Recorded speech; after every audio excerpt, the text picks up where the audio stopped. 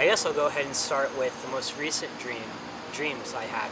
I'll start with this morning, which is October 12th. Yep. This morning I had my first successful lucid dream since I started trying to lucid dream. I've had a lucid dream before, but it was before I knew what lucid dreaming was and how to actually try to control it. So this morning, and I can't remember the method I was using. I think it's wake back to bed method, where you wake up after so many hours of sleeping, after you've done your dream states, your REM stages, and before you go back to sleep, you think about the dreams that you had, and usually it's an easier way, from what I'm told, to have a lucid dream. And I don't normally try this method, but I gave it a shot since I woke up at the right time this morning, and it worked. I had my first lucid dream after it's been years since I had my last one. And it was very, very brief. I remember very little details about it. I do know I was in the same location in the last dream, but noticed the only difference was it was snowing.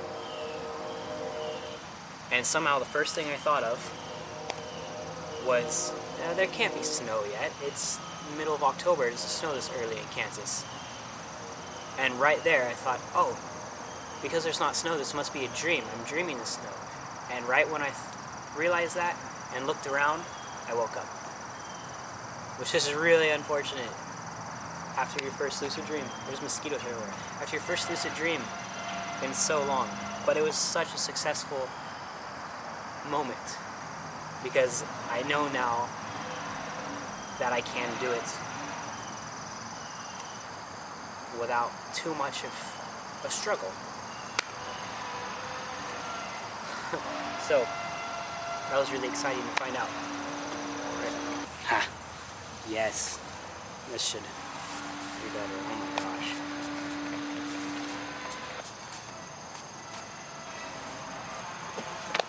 Okay, let's see how that does. And then I guess I'd like to talk about the first lucid dream I ever had, which I still actually remember quite a bit of detail. So the dream was, I was on the front porch of a house I used to live in, and I had a bunch of old friends around, and one specific friend who was a photographer. And out of nowhere, this crazy sunset starts to happen. And at the same time as the sunset's going on, all of these gorgeous hot air balloons rise out of the distance and come floating by all of us. And the first thing I instinctively want to do is take out my camera and start taking photos of what's going on, document it. So, but for some reason, I pull out my camera and it's not working. It won't turn on. I can't get anything to go right. And as this is all happening, everything goes by really fast.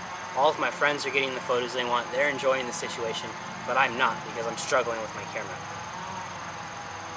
This could have deeper meanings in life. I don't know. I don't think too much about the meanings of dreams, because they can be interpreted in so many different ways that it's almost pointless to me. In most situations, that I found in all of my dreams at least.